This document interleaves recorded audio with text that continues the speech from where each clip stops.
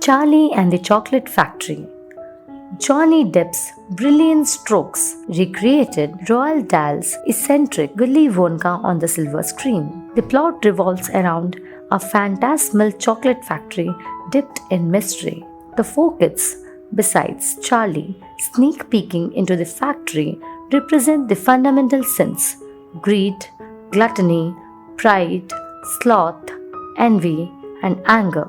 After a bizarre overhaul of 1 hour 55 minutes, humble kid Charlie lives with the factory's offbeat contrivances under the queer supervision of Wonka.